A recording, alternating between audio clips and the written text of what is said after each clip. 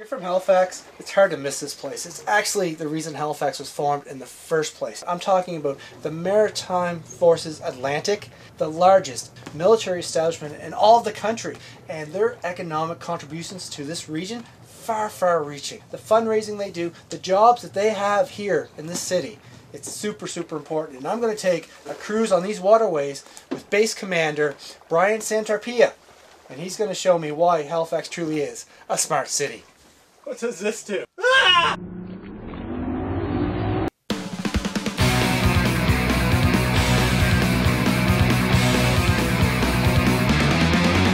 Thanks a lot, buddy, for giving me this tour on this boat.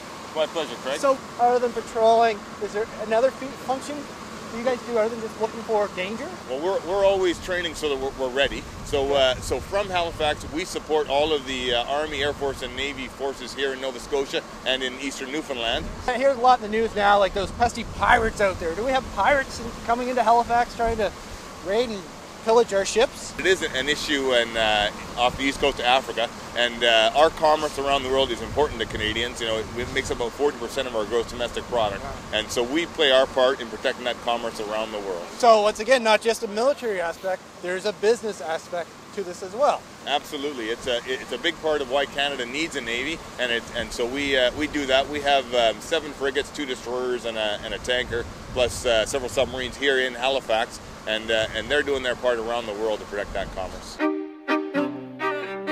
172 there is the Quest, and that's our scientific research vessel. So her job is to go do science research around the world.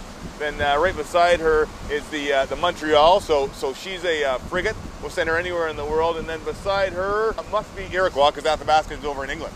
They all look the same, big and gray, eh? Big and gray. That's Preserver. So of course she's bigger, so and doesn't look the same. That's our replenishment vessel. So she's our tanker, and it's a really important force multiplier. We can stay on station a lot longer because of her. The fuel hoses come off of those to the ship, and we'll fuel as we're moving along through the water at 12 or 15 knots. Oh yeah? So which is it's almost 20 kilometers an hour. We put about $650 million into the economy every year from this base. It's a phenomenally large part of the city. Do you feel connected to the community? Oh, absolutely. You know, I'm originally from way out west on the west coast of Canada. When you're in the Navy, you spend at least half your career, if not more, here in Halifax, and this has become home for every sailor in the Navy, I think. There's 11,000 employees here, and every one of those employees doing so much more than just their job. They all have families. They're all involved in their communities. You know, they're all the coaches of local soccer and hockey teams. They're volunteering for charities all over town. Just this year alone, the base raised over $600,000. $600,000? Absolutely, over $600,000 this year for the Government of Canada Charitable Workplace Campaign. And people tend to forget that takes an awful lot of personal time to do that. Like I said, it's their community, and we don't have to ask people to do that. They all want to be involved, and they all want to make the place a better place for their kids, because this is where they're going to spend the vast majority of their career.